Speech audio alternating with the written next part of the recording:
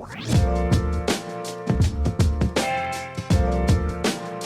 my name's Scott Harrington. I'm one of the business advisory directors at William Buck Sydney, and this is part of a series of videos on COVID-19 and the impact on your business.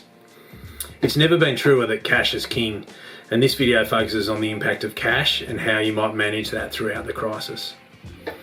The first starting point is looking at what are some of the government incentives that are available. There's two key ones at the moment for most businesses. The first one is the $100,000 PAYG incentives, and there's a whole video in this series on that, so I'd encourage you to look at that firstly. The second one is the new JobKeeper allowance, where there will be more information coming shortly.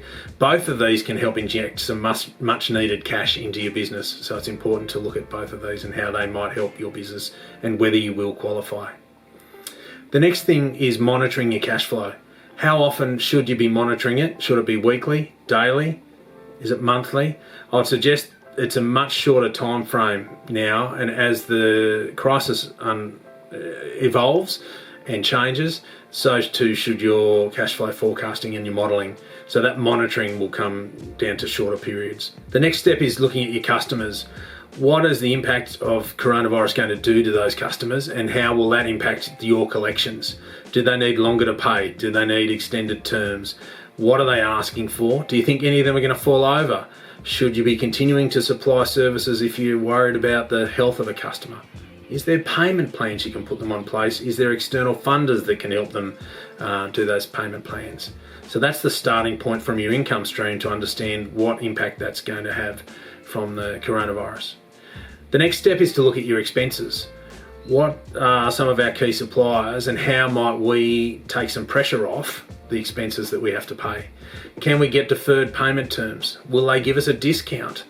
How might we finance those so we don't have to pay it in one lump sum? As an example, insurance can quite often be funded over a period of time, which can take the pressure off the cash flow immediately. A couple of large expenses like rent and salaries and wages for employees. Understand what you can do in each of those and work out, is there an arrangement with my landlord I can come to reduce rent? Is there something proactively that I need to think about with my employees to take the pressure off cash flow with salary and wages? The JobKeeper payment might be one of the things that helps in that basis.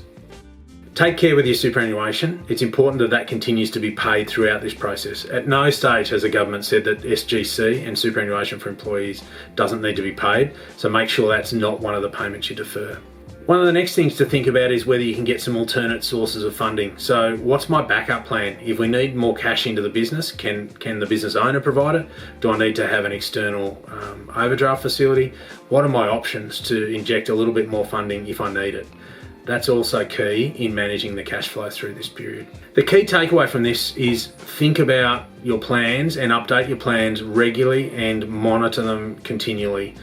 This is going to evolve and your circumstances will change throughout the process, but keeping up-to-date plans, monitoring your cash closely and taking a proactive approach to considering that the business can continue to meet its obligations is crucial to navigate your way through the coronavirus crisis. Like always, we're happy to help, and if you've got any questions, please let us know.